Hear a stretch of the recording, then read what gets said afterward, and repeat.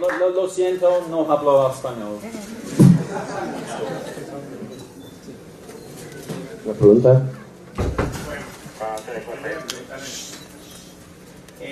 Soy Guardiola de la revista Códigos. Quiero preguntarte si tú, en este gusto por las películas de horror, harías una película de horror con personajes mexicanos pensando en que en la ola de violencia que vive México, con noticias donde capturan a un narcotraficante, un asesino que mata a 150 personas de un golpe, o gente que hace un tipo de caldo con cuerpos humanos. Esto da para una cinta de miedo, ¿verdad? He says because of your love of horror films, would you ever consider doing a horror film with Mexican actors set in Mexico? Because the reality that we face with this narco drug war, there are some horrible, beheadings and decapitations and people making soups of acid. Would you, for him, it's a horror film. Would you consider something like that? No, well, I was very proud to make 28 Days Later, which was a kind of version of horror where the horror of that movie, actually, was that people were alone. There was no one else. And that's the biggest horror of all. Whatever pain everybody's going through, the biggest horror of all is that there's, in the movie was that there was nobody else. That was the biggest danger, more than the zombies running around. It was actually that you were alone and had no one else. El terror para él, el máximo terror de esa película es que es la solitud absoluta, que no tienes nadie más, estás solo en el mundo y no es el terror de los zombies o los monstruos, pero que no tienes nadie, estás totalmente solo. Y bueno, ¿te plantearías hacer una película en ese sentido? And would you consider doing something like this, adapting it for this unique Mexican situation? I thought the movie last night was a wonderful film, actually. It's dealt with, obviously, some horrific circumstances in a very mature and careful way, actually. And I thought I was very impressed by that movie. I would love to work here because it's a great place to visit, which I've just been doing, and been in a museum, the mummies, which was extraordinary, but also Diego Rivera's museum, which was wonderful to see his paintings of the Mayan, creation myth. I'd never seen those paintings before. That was wonderful as well. So I've had a great time, and we went to the pyramid in San Miguel de Allende, the Canal de la Virgin. Correcto. Yeah, and that was mind-blowing to see that. So it's a wonderful place, and I'd love to. If the right idea came along, I don't know whether it would be a horror idea, but if the right idea came along, I would have no hesitation. Entonces, él pensó que la película de Heli, de Amata Escalante, que vimos anoche, era una excelente representación de este tema. Sin embargo, él ha visto cosas muy bonitas durante su estancia en Guanajuato, cosas muy inspirantes, como unos dibujos de Diego Rivera, de la leyenda de la crónica del Popol Vuh, y cosas que realmente le inspiraron, como las momias y como un viaje que hizo a la Cañada de la Virgen, afuera de San Miguel de Allende. Entonces él piensa que hay mucho material aquí. No está seguro que él haría una cinta de terror específicamente así como usted plantea, pero si hay bastante material y si encuentra un buen proyecto, pues está totalmente abierto. There's a great saying by, I can't remember who said it now, he said, we are in darkness surrounded by light, so there's always hope. Hay una cita muy famosa que dice que estamos en la oscuridad, en la oscuridad, pero rodeados por luz. Gracias. Ha logrado grandes películas de mainstream, que pegan al mainstream, con personajes que tienen habla muy local, ¿no? Escoceses, irlandeses, hindús. ¿qué tanto se ha vuelto mainstream que ese tipo de personajes ahora forman una parte como grande de películas? Digo, la cosa que agradece el Señor de los Anillos y la forma de hablar de los personajes, pero de pronto ya tenemos como una gran ola de acentos en el cine de Hollywood. ¿Qué tanto él piensa que su cine logró imponer esta moda? Y en el momento de hacer estas películas, ¿qué tan difícil le fue convencer a los productores de tener este tipo de personajes, este tipo de acentos? Estos acentos te refieres como sus personajes como muy originales. Sí, literalmente el lenguaje. Okay. Okay. So we've had, many different directors who have had success, through many different genres. But he says, how is it that how do you feel about the fact that your films were able to transcend your films that have very unique accents, like the Scottish accent? Is that what you're referring to? That are possibly weren't that well known in Hollywood beforehand. And what do you think how do you think your films have changed the mainstream Hollywood? Well, you try. The idea has always been, we've always wanted to make independent films. And I think we're better at smaller films rather than huge Hollywood movies which have big Hollywood stars in. And I love those movies. I love Chris Nolan's movies and Guillermo del Toro's movies. And I love watching those movies, but I like making smaller ones that are a bit more, not people you don't know. Maybe you don't know them. So like the cast last night in Heli, they were all newcomers, and that is amazing to see sometimes. I love that kind of film personally, So how difficult is to promote these films for the big producers? Yes. And to get these cultures and these accents, these different cultures, it's tough. Rather than the US. Yes, it's tough. It's a big struggle. How difficult were in your career? That's part of the struggle you take on, and I take that struggle on with pride. I like that, and so I work very hard promoting the films as well. So I do the touring and the press conferences and interview. So I try and get the films out there. Yeah, it's hard though. Yes, that's part of the problem. But your love of it, if you love what you're doing and love those kind of films, you never tire of it, I don't think. I've never wanted to just make a huge Hollywood movie and then it just promotes itself. I like watching some of them, but I don't want to make one. No. It's like an ethic decision, right? Yeah, if you like, yeah. Hi, through your film career, most of your characters always go through very deep, dark places within themselves. Is there any particular human emotion that you like working with or that you are meaning to work with in the future? Well timed.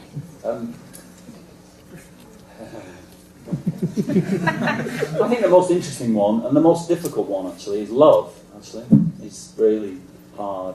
Violence is easy. Love is hard. We all know that. It's hard, isn't it, to live with, to work on in your own life. It's hard to make a film about love as well. We made one, Slumdog, really, which is kind of lifeless ordinary, which wasn't a big success at all. So I appreciate that. But I think you're right. The general, the shape, the structure of the films is that there's usually, and it's usually a guy, faces very difficult circumstances or odds. Everything looks to be against him, and he overcomes them. And that gives you a feeling of lift at the end of the films, which is a way that you try and make the films popular, even though they're unknown people, or it's in Scotland or whatever. You feel a lift coming out of the film, So that's what I think we tried to do in the past. And so but the tough one is love, I think. It's the toughest of all. As it should be, I think, probably. Because it's probably the most important of all, So even at the end of Heli last night, there was that little gesture at the end of that, and all that you'd seen in that film. There was that embrace at the end, which was, I think about that, was meant to signify that is the light. We are surrounded by that light, but we have to reach for it, Natalia, adelante. Jorge Caballero de la Fortuna. Gracias. Si nos podría platicar, hace un rato hablaba de la secuela de Transporting para 2016, 20 años después, y la historia de estos personajes. Sí, ¿cómo ha imaginado, esta secuela de la película, tomando en cuenta que, existe este segundo libro que se llama Porn, y cómo estaría enfocada la historia en ese sentido, ya que, también Trainspotting marcó a por lo menos 2 generaciones en todo el mundo. Y también la segunda pregunta sería que, bueno, él parafraseó hace un rato. Vamos a parar ahí y después continuamos. Sí, bueno. Entonces, sorry. She's asking, we talked about Trainspotting 2 and how you have a plan for 2016, and she wants to know how this relates to the source material, porno. It won't be a it won't be a direct adaptation of the book. No va a ser una traducción directa del libro. I think it'll be very different, but the idea that those people are brought back together again will be, we'll inherit that from the book. Pero la idea de que todos los personajes están juntados de nuevo va a tomar eso del libro. And then the film will be more about what's happened to them in the 20 years, since we last saw them. Entonces se trata más bien de qué ha pasado con esos personajes a lo largo de 20 años, desde la última vez que los vimos.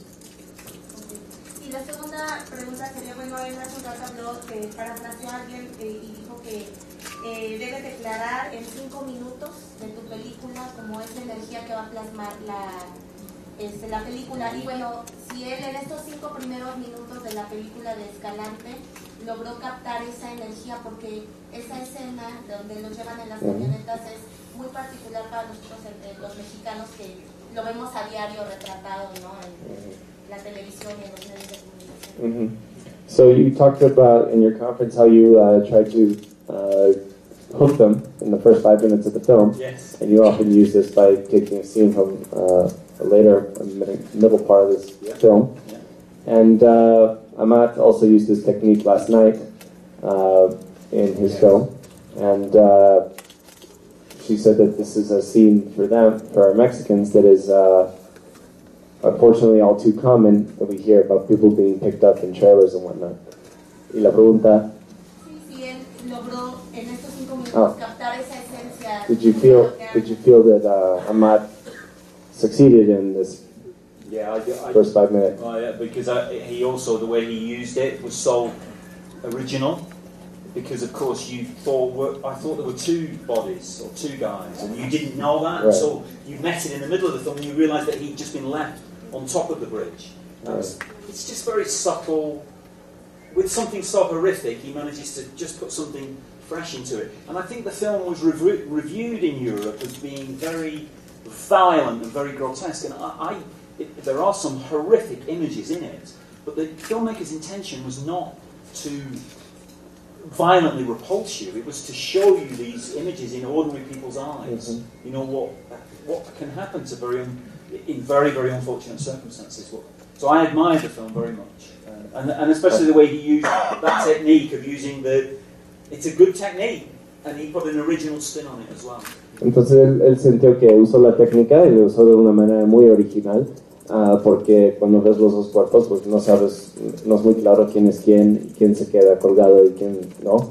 Entonces sí sintió que lo logró de esta manera. También habló un poquito de que cuando salió la película en Cannes, pues hubo muchos artículos que estaban diciendo que estaba glorificando la violencia y quién sabe qué, pero que en realidad él sintió que trató la violencia de una manera muy sutil, muy responsable, y de una perspectiva desde una persona normal que está experimentando esto en la vida real.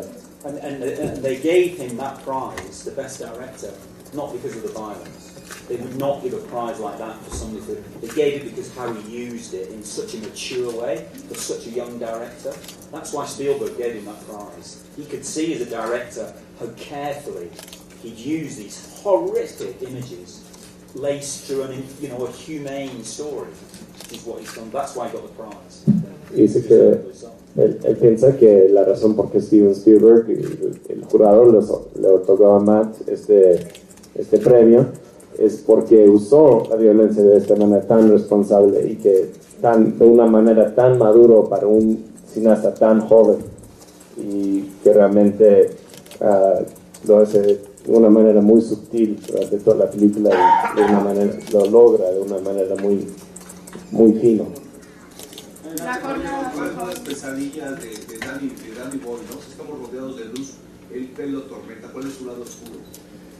What keeps you up at night? What are your nightmares about? Sports, actually, usually sports. Following the Tour de France, the cricket. That was extraordinary in Heli last night when he was hitting him with a cricket bat, right? So, well, you guys don't play cricket. Do you? It's like no cricket in Mexico. That's a British kind of thing. I don't know what that was about, the cricket bat. So, entonces, lo que le atormenta en las noches son deportes más que nada. Él es fanático de fútbol, de cricket, de cricket, football, cricket, everything, all sport. Todos los deportes es fanático. Y que se le hizo curioso que usó el personaje en la película un bat de cricket que se llama. Es una paleta para mover las carnitas. ¿Para qué es? ¿Es para qué? Es para... Apparently it's used for cooking. It's not a cricket bat. It's a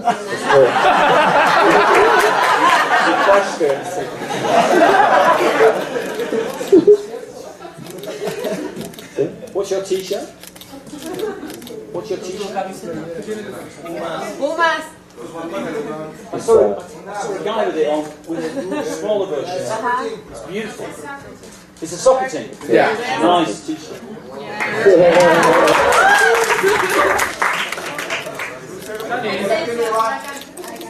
Hola, hi, Denise here. I'm interested in Spanish for prensa. Okay. Mi pregunta sería, ¿qué fue lo que bueno, el motivo por lo que está realizando la segunda entrega de Transporting? ¿Por qué lo motivó? ¿Qué le llevó? ¿Y qué pensaron los actores cuando se tocó con ellos? Porque dijo que tuvo un encuentro con ellos, ¿no? Y cuando les propuso la idea de, oigan, vamos a hacer un proyecto 20 años después de esta película, ¿qué fue lo que le dijo Iwan McGregor y el resto del elenco? The question basically is, what did the cast members say when you planted them the idea of doing a sequel for Trainspotting? Oh yeah, no, they were. I think they were very interested. They, their main concern was that it wouldn't be an attempt to do the first one again. You know, like a sequel normally is a copy of the first one. You know, for commercial reasons. And I think when I explained that it was for this is a very deliberate attempt to make a very different film, and the significance of the film would be because of the memories people have of the first film. It would affect those as well. So people would look at themselves in the audience and think, what have I done with my time? I knew that film all that time ago, or you know, when I first watched that film. And so I hope it'll have that kind of resonance. And the actors were certainly interested in that, I think. Also, they're great parts to play, provided the script is good enough. But they're very, very memorable parts. And actors often don't get that chance too often to go back to a great part, you know. So I think they're very intrigued by it. Entonces, a todos les pareció interesante. La única tema o reservación que tenían era que iba a ser simplemente una copia del original, pero como Dani se los planteó y como se los explicó ahorita en la conferencia, es que 20 años después es una oportunidad para ver cómo han cambiado o no cambiado estos personajes que han hecho en estos 20 años y pues jugar con esa noción del tiempo, del pasaje del tiempo. Y lo que también comenta es que es muy raro que un actor tiene un papel de esta calidad. El original, obviamente, todos sabemos que eran grandes repartos y pues es muy raro que un actor tenga la oportunidad de regresar a un gran reparto y a regresar a un gran personaje. Entonces todos están como intrigados por esta posibilidad. Y la parte de mi pregunta de por qué volver a hacer, o sea, por qué querer hacerla él, o sea, ¿cuál es su motivo para llevar a cabo esta película 20 años después, cuando la Confe se entiende, ¿no? Pero comentaba que se critica que los estudios hollywoodenses realizaron una segunda parte siempre, terceras, cuartas, quintas. ¿Él por qué se ve motivado de hacer esta película 20 años después? Why do you personally feel motivated to do this 20 years later? I think it's because the trigger for it was so many people, I mean here, but so many places around the world remember the characters' names. You know, you go and see a movie, you don't remember.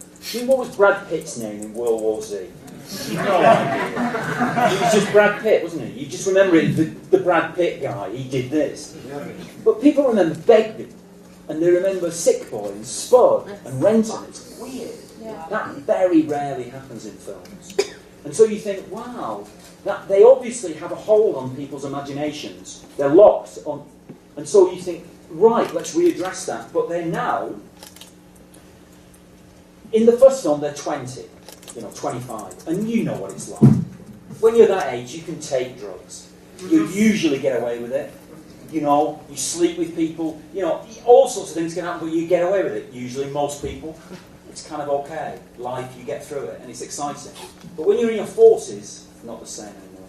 You can't get drunk every night. You can't, the body doesn't. So it's trying to occupy that territory of what it's like. They were hedonists in the first film. That's one of the things that makes it so attractive, the film, is they take such risks with themselves. And apart from Tommy, who dies, they all get away with it. But now, I don't think any of them would get away with it. So that's dynamic, to look at that change, that's different, so that's why we want to do it, And also, they look so beautiful in the first film. I saw the film a couple of years ago, and they look so beautiful, they look, but now they're not, they're like us all, it's like it changes, and that is really interesting, to be able to make something so directly that people will recognise as being familiar and yet unfamiliar, is good, I think. Pues obviamente es una película que marcó una generación o dos generaciones, como todo alguien. Y pues los personajes son tan quemados en nuestra conciencia, todos los nombres de los personajes los conocemos como si fueran nuestros amigos. Y están perdón, perdí el hilo ahí. Perdón. Getting back to them.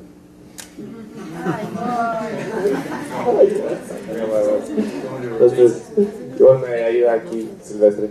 Están tan ligados a nuestra cultura, todo el mundo sabe los nombres de los personajes, nadie se acuerda de los demás nombres.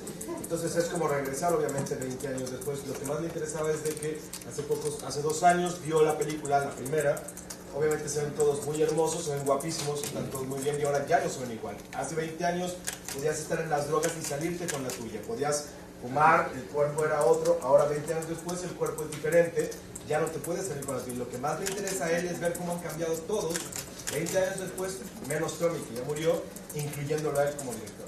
Eso. Muy bien, gracias.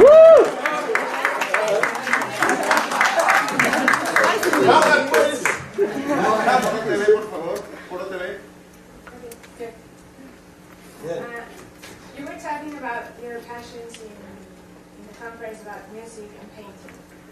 You've approached music in most of your movies, and we've seen about painting, about art. You approach it in the last movie, Trans.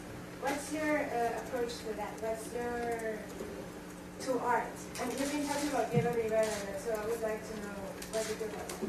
Yeah, no, we went to the museum this morning and to the house where he was born, and saw the paintings I'd never seen. I've seen, I knew some of his work, obviously, but not these particular ones of the creation there. So that was very special. One of the things I should have said, actually, at the Q&A with all the students there, is that one of the ways I work, and I would recommend it to any filmmaker, is we have a script, which is words, dialogue and description. But we also have another script, which is visual images, which we collect from magazines, from art galleries, from, there can be images that you directly want in the film or things to inspire characters. There's a great Portuguese-British artist, Paula Rego, who is clearly influenced by Diego Rivera and Frida Kahlo. And she's someone who we use to inspire. We often give pictures of her work to actors and say, that's the character. Don't dress like that, but mentally that's the character. So we use it like that to create this book, this Bible of images. And we show that to the crew and the cast. And for me, I carry it around all the time for inspiration. Also, I wanted to ask you, how do you approach storytelling? Is is the story more important than technical expertise or the script or both? They should be. The most important thing of all is character. 99% of an audience go to watch actors play characters. They're not interested in who's directed it. I mean, a small group you are, because you're sophisticated, cine-literate people. Maybe. But most people don't care. They don't care who directed it, who wrote it. They just want to see an actor play something that they recognise, that they hate, or they love, or they aspire to, or they want to be like that, or they want to see that person crushed and then rise again. So character is actually the most important thing. I love story and I love technique, but actually character is the most important thing. That your character is coherent and recognisable, and recognisably ourselves, So that's what you learn all the time. It's that, Bueno, hubo dos respuestas ahí, o tal vez tres, pero uno era sobre un libro que él hace, cuando él está en el set. Él colecta las imágenes que inspiran a sus personajes, a sus actores. Entonces pueden ser pinturas de un artista que no necesariamente quiere que se visten así, pero quiere que esa es la esencia del personaje, porque tienen una actitud o tienen un sentimiento. Entonces él colecta estas imágenes en un libro, fotos y demás, y él siempre lo trae con él durante el rodaje y él lo comparte con sus actores, con su crew, con todos, para que todos estén en la misma línea. Y el segundo parte era sobre realmente lo que él siente que es la esencia, son los personajes y la construcción del personaje, y porque el 90% de las audiencias van al cine a ver actores. Ustedes que son gente de cine sofisticada, pues obviamente van porque es una película de Danny Boyle o quien sea, pero realmente el público en general van porque es un actor conocido, y lo que realmente entraña una película a la gente es un buen personaje. Sí, digo, son preguntas ligadas. La primera, nada más saber su relación con Alfonso Cuarón y si ya vio Gravity. Okay. Your first question is if you have any sort of relationship with Alfonso Cuarón and if you've seen Gravity yet. No, I haven't seen Gravity yet, but I made a film in space, so I know what Alfonso has been through. It's tough making those space movies, really tough. Que no ha visto Gravity, pero sí sabe lo que Alfonso experimentó, porque él también hizo una película en el espacio, y son películas muy difíciles, y espera verlo. You know Alfonso? Yeah, well, yes, I'm not very well. I've met him a few times. I remember seeing A Little Princess when they first released it, and I thought that'll be a massive hit, and it wasn't. But everybody loved it so much, they kept re-releasing it to try and make it, because it was so unfair, but it wasn't a massive hit. It's a beautiful, beautiful film. So I love his work, yeah. Sí lo conocen, lo conocí un par de veces, pero sí vio su película La Pequeña Princesa desde hace mucho, y pensó que iba a ser un hitazo, y vio que en los estudios lo seguía sacando y sacando, porque no podía creer a él ni nadie más que no podía ser un gran éxito esta película desde su inicio. Y digo, y hablando de fútbol, él siendo de Manchester, que es de Chicharito Hernández. Okay. Chicharito. It's good. I mean, obviously he should play more. I don't know why he doesn't play anymore. I mean, maybe he'll get more chances this year, but he's obviously decided to stay. And he must play more. He's a wonderful player. But obviously they don't want, the big teams they don't want the little guy up front, even though he'll score, like Michael Owen used to for England and Liverpool. He will always score goals, So I look forward to seeing him play more, for sure, yeah. Me contaba, está un poco decepcionado que no jugaba más este año. Él espera que ya se va a quedar, aparentemente, sí se queda.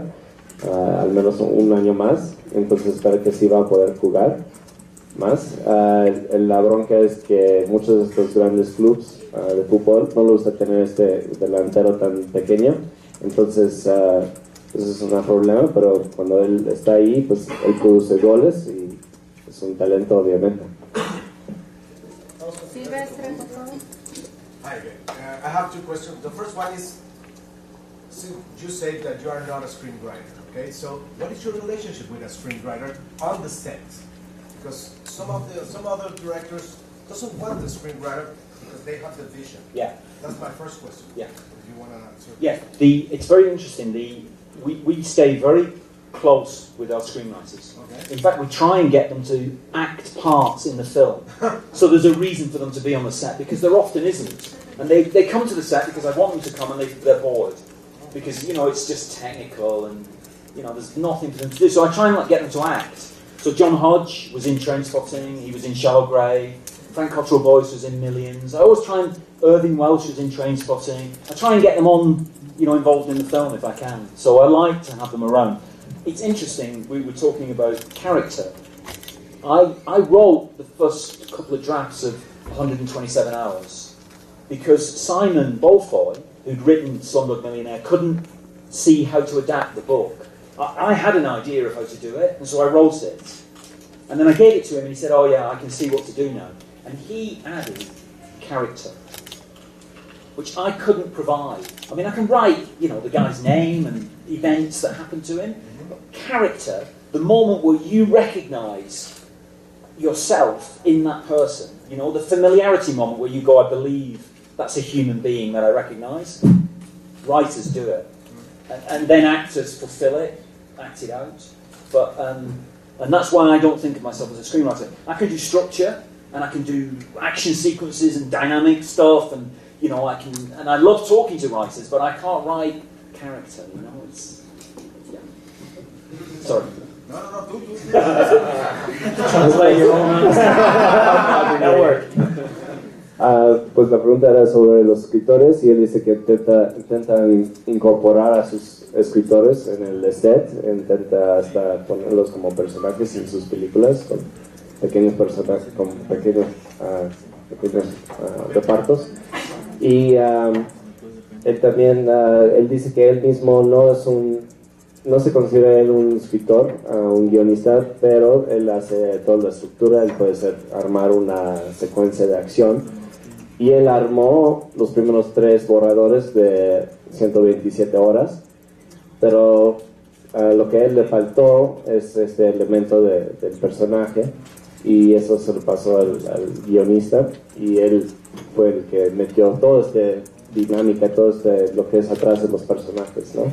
Y lo que él simplemente no tiene ese...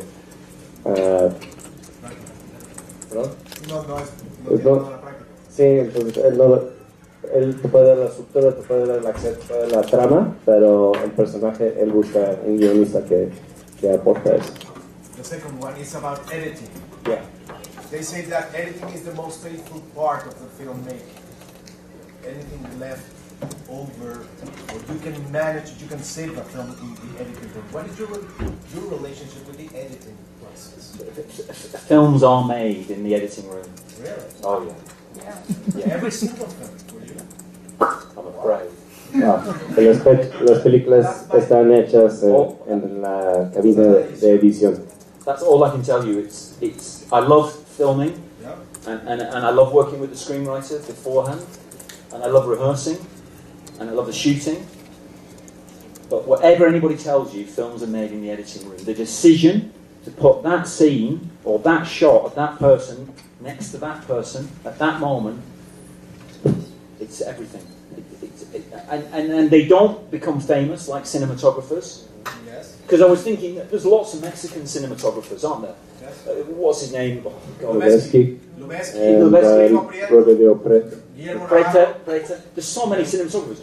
But Mexican editors, I mean, you'll know them, but the world won't know them. The world knows the Mexican cinematographers, because cinematographers are good at promoting themselves.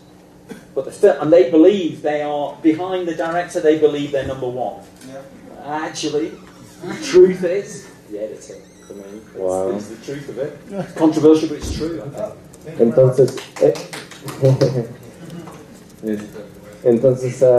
él le encanta todo el proceso del cine, desde hacer guión, ensayar y filmar, pero él realmente piensa que la película se termina o se realiza en la etapa de edición, en postproducción, y también piensa que los héroes olvidados del cine realmente son los editores. Hay muchos cinematógrafos muy buenos que son muy protagonistas, que son muy buenos para promocionarse a ellos mismos porque se ve todo en pantalla, pero él piensa que el héroe desconocido es el editor. Vamos con Omar Reyes Televisa, por favor. So, over here, Danny, correct me if I'm wrong. A few moments ago, you were talking, or just talk about your between last project, is early days in surgery in England, and about that attraction about the autopsy. So, how this idea came about, because it's so weird for some people. So, how these ideas came about. I don't know whether it'll. I can't guarantee it'll become a film. We're working on it. Okay. But we did this play at the National Theatre called Frankenstein, where we swapped the actors. And as part of that rehearsal process, I took the actors to an autopsy. And that started it, seeing that. It's a really profound experience. I mean, some people find it very upsetting, and there is a moment where you go, whoa. Especially the smell, it's like, whoa, for a moment, but then it's fine. And you realise it's something that just connects us all. It's really. And so and then I read this book, Ingenious Pain, which is actually about an early surgeon who has a gift for surgery. And I became fascinated by it and began to research it. And we all saw much to them, And a lot of people went through a lot of pain as they found out what to do with us, I mean, they were actually experimenting on people. They were doing surgery in China, thousands of years ago, but then it sort of died out, and it just began to, it really resurrected itself in what we call, in the West, the Enlightenment, and it was a pathway then to the discovery of antiseptic and anaesthesia, and then eventually, heart transplants, brain surgery, everything that we can do now. So it's fascinating, I think. Entonces él dice que para entrenar a su equipo durante la producción de una obra de Frankenstein, él los llevó a una autopsia, y eso fue como la primera vez para él y para varios a ver el cuerpo real, el cuerpo muerto real, y los órganos y todo, los olores. Y para mucha gente era como muy difícil, pero después de un rato ya se acostumbraron. Y que también hay un libro, Ingenious Pain, que también trata sobre este tema de alguien de esta época que hacía este tipo de cirugía de un nivel muy primitivo. Y también que en China pues estaban haciendo estos tipos de cirugías hace 3.000 de años, entonces pues ya es algo que está muy presente en nosotros, es algo que estamos conectados nosotros, y él quiere plasmar esta parte de la historia. Vamos con Cine Magazine, por favor. Para regresar un poquito a hablar del montaje, una de tus firmas visuales es justamente la importancia que le das al montaje y a las elipsis. Okay. One of los one of your trademarks is your use of montage, your use of editing. ¿Cómo resuelves? ¿Cómo llegas a resolver como esta manera, ¿no? de meter elipsis todo el tiempo en la película? ¿Cómo llegas a decir, mira, este es mi estilo, así me gusta hacerlo?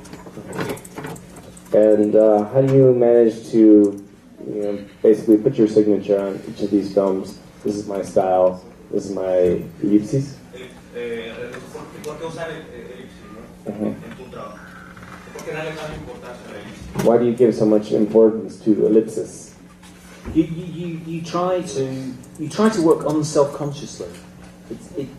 They're the best moments when you just it's kind of just flowing, really. Entonces empiezas a trabajar de una manera subconsciente para que solo está como saliendo muy naturalmente. So you're not aware of style, though obviously sometimes you are. It's best to not be aware of it and to try and tell the story in as natural a way as possible. You just feel it should unfold like this. Entonces no estás esperando no estás pensando en el estilo, estás buscando una manera natural para contarlo. La elipsis es para ti una manera natural de contar una historia. And for you, is ellipsis a natural way to tell a story? What do you mean by ellipsis? That's what I like to know. Cuando omites partes de la historia, omites en una misma escena, omites ciertas acciones. And you take us from one place to another by omitting certain information or certain. Oh yeah. You try and you're always trying to make the journey unexpected, and you've got to kind of. You're constantly trying to refresh people in watching it, and so that leads to a style where you're trying always to be just ahead of the audience. You can't get too far ahead, or they're lost. But if you're just ahead, it's exciting, because you feel them being pulled forward with you. That's, I think, why. Pues la idea es llevar a la audiencia en un viaje y siempre hay que estar un poquito adelante la audiencia para que ellos no saben lo que está pasando o lo que va a pasar, entonces hay como más emoción de esa manera. Vamos con CineNT, por favor. Hola, ¿qué tal? De este lado. The Shallow Rape, since Shallow Rape to Trance, we saw a director fascinating with the film noir, with the thriller. También una palabra en español y en inglés. Por decir, ¿hasta dónde piensa llevar su fascinación en este tema? How far are you going to take the film noir genre? I love thrillers, and you have to try and find a good story for each one, but I would always make a good thriller. And the noirish elements within thrillers are delightful elements, really.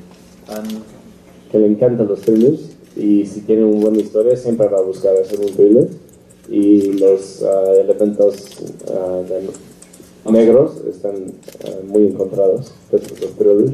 I was very interested with Trance. I was very interested that in film noir, femme fatale is an absolute male construct where the woman behaves worse than the men. She's more immoral, more cold-hearted. It's a femme fatale. And that's a male construct, I think.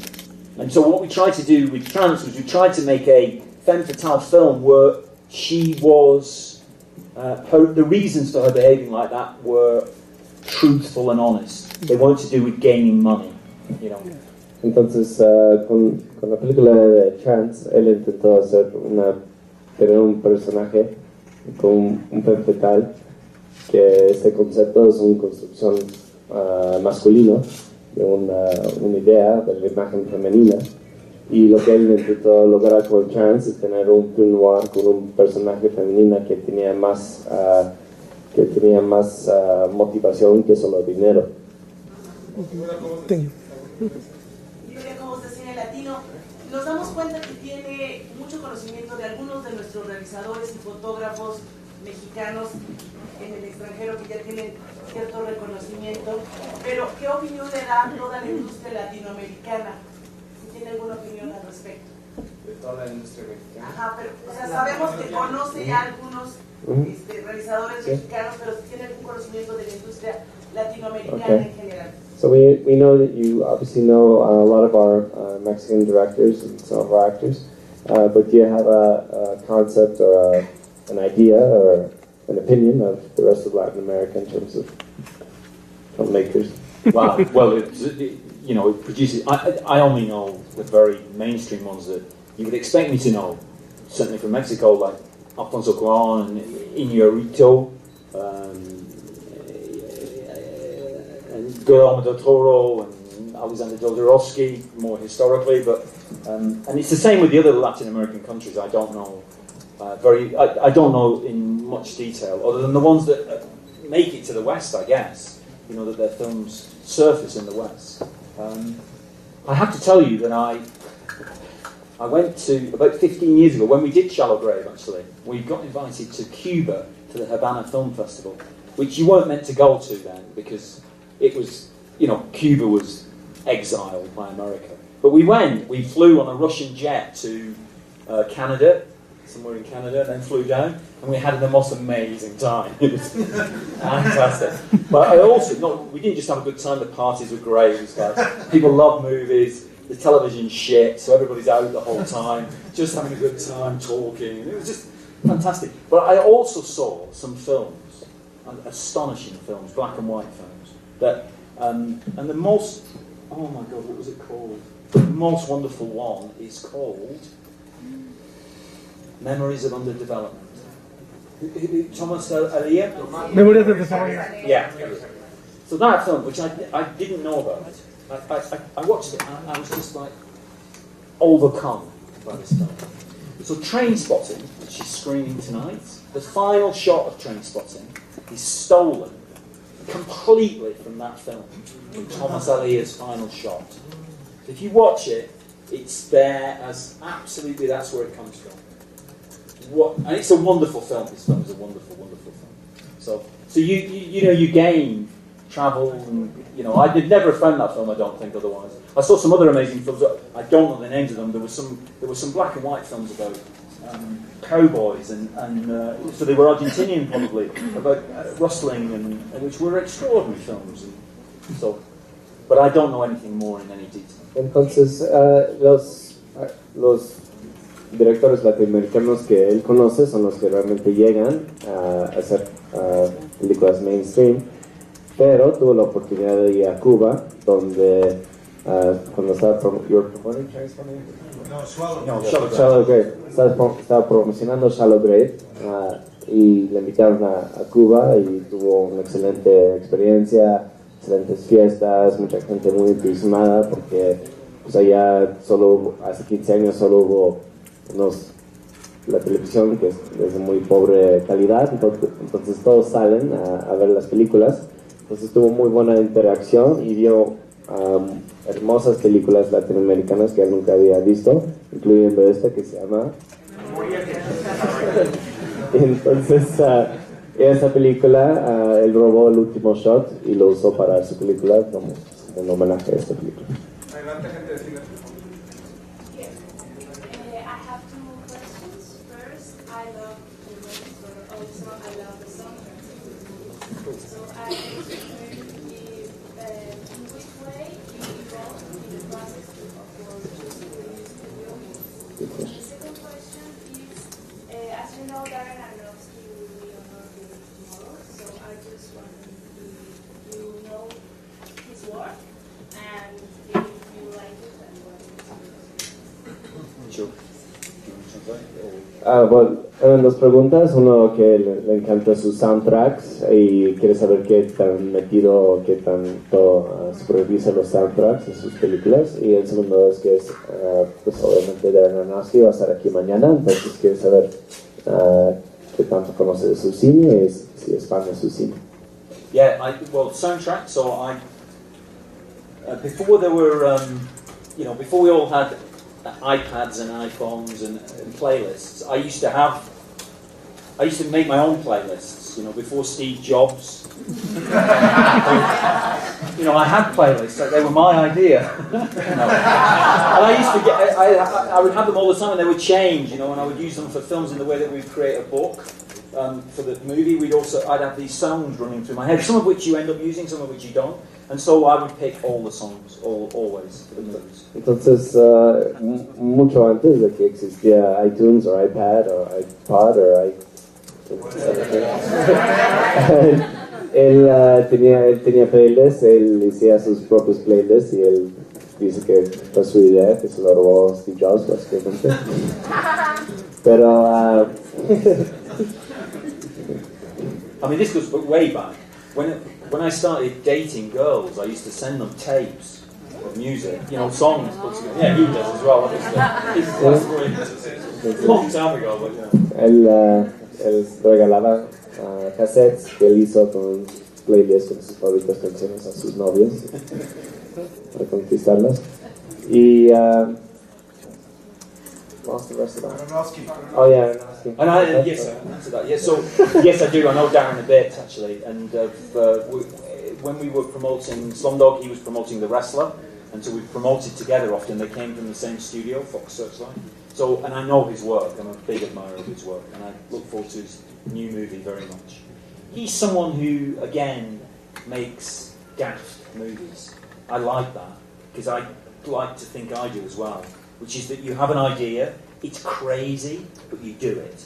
And other people then come on board. So I'm sure when he sold the idea of Black Swan, I'm sure people thought, that's never going to work.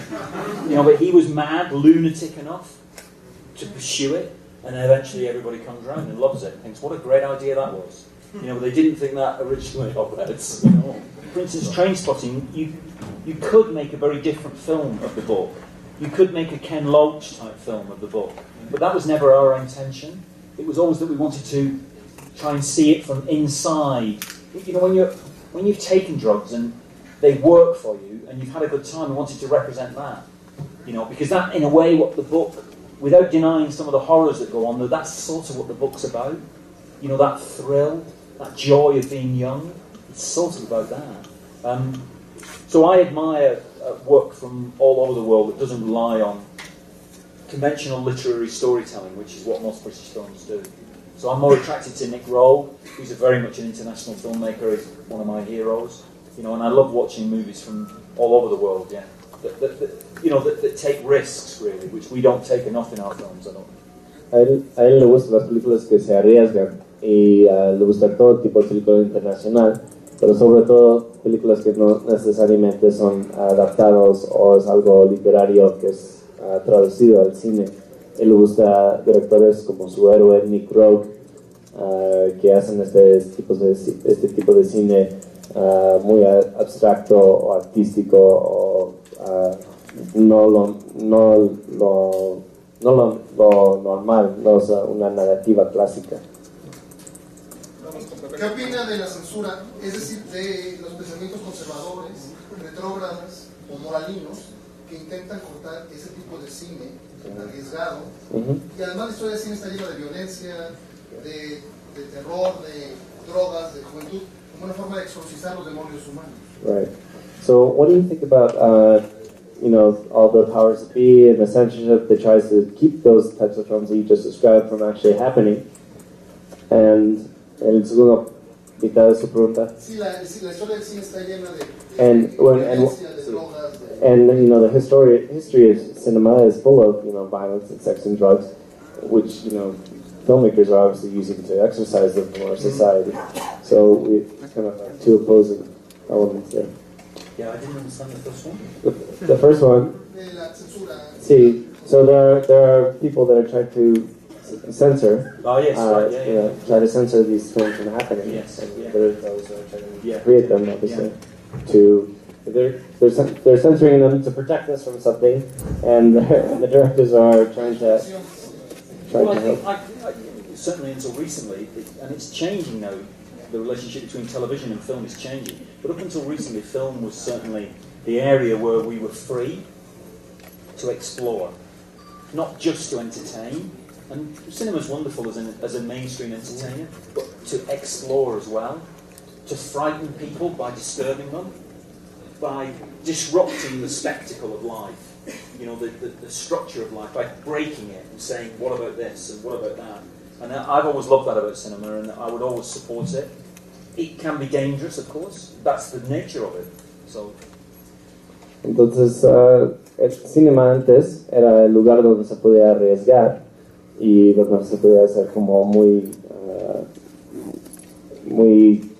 arriesgado, muy oscuro, muy profundo. Y eso ha cambiado ahorita con la televisión, pero para él siempre ha sido el medio para tomar estos riesgos. Es una forma de exorcizar. Yeah. Por acá, por favor. 20 years after Shallow Grave and Trainspotting, Danny Boyle is different too. Are you ready for that? I'm what? Different. I don't want to say all. Straight. Yeah, no, you're never ready for it, are you? You think, how did that happen? It's like, you know, and I think that's what Trainspotting 2 will be about. How did that happen? You know, that I'm older now. You know, so I don't think any of us are ready for it. I think it's also there's this saying, isn't there? You're always 17 in your home. You know, when you go home to where you were born, you always are 17. Doesn't matter how old you are. Somehow you're always 17. I think I'm 35. That's what I think I am, but I'm not. I think the same. Yeah, it's like. How about you? Yeah. But it's hard, yeah. So that'll be what the film will be about.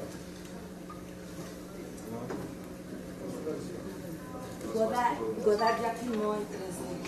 A él le interesa. Godard ya filmó en 3D. Godard just filmed in 3D. A él le interesa el 3D y qué piensa de ese formato. What do you think of 3D? 3D, personally, I don't like it. I wear glasses, so I hate going to the cinema. I don't know a second of wearing glasses. I absolutely loathe it. It's really annoying. I think, seriously, I think it's obviously, it is a response, as I was saying next door, it's a response by the studio system. I don't think anybody, maybe James Cameron does, because he uses it in such an interesting, he uses it in such an interesting way. He doesn't use it to go on, jump at you. He uses it spatially, like those early scenes in Avatar on the station, the space station, are amazing. They're like, never seen anything like that before. But I don't think many people love it. I think the response has been to try and somehow be effective against piracy. That's why it was embraced, because it provided something that you had to go to the cinema for, that can't be replicated by pirates. I think that's one of the reasons that it's come again, you know. I don't think it'll survive, personally. That's my own opinion about it, but we'll see. You know, could be wrong about that. It may just be the glasses with me. ¿Cuál de sus películas se siente más orgulloso y qué género cinematográfico ¿Más qué, perdón? Orgulloso. Which of your films are you proudest of? ¿Y qué género cinematográfico le gustaría explorar en un futuro? ¿Y qué género? Le gustaría explorar. What genre would you like to explore in the future? Musical. Like to do a musical. Really love to do a musical. Still trying. You can't separate the films because it's really unfair, you know. There's ones people don't like, which I protect, like Life That's Ordinary and Millions and films like that. You know, I stick up for them, but you can't separate them. It's like choosing between your kids, really. So. Para él es difícil escoger entre ellos, es como escoger entre tus niños. Las películas que la gente no le gusta tanto, él los defiende hasta cierto punto, porque los tiene un cariño. Y el género que me encantaría hacer es el musical. ¿Cuál es la película que más ha defendido suya? Which of your films have you had to defend the most? Life That's Ordinary, The Beach, Sunshine, Millions. You know, there are people who like the films, but their films weren't generally regarded as being as successful as, say, Trainspotting or 28 Days Later or Slumdog. So you tend to speak up for them, you know, as a matter of pride, you know. And I'm very proud of all the films I've done. I can understand people like some of them more than others, but I'm very proud of all the work in them, yeah. Sorry, any special kind of music in your possible musical? No, we have to find. You have to find the story. The thing about the musical, everybody thinks the music's difficult. I don't think it is. What's difficult is finding the story where it allows people to suddenly start singing, and yet you don't question it.